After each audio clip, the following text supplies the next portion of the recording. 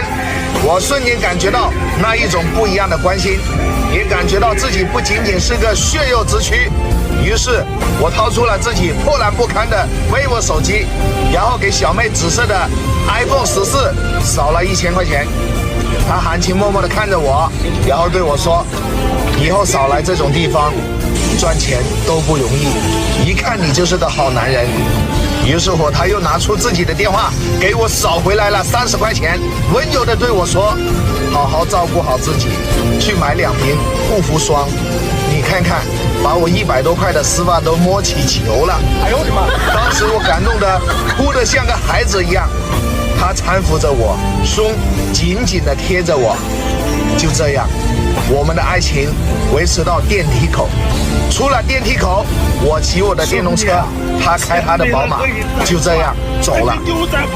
还是莫泊桑说的对呀。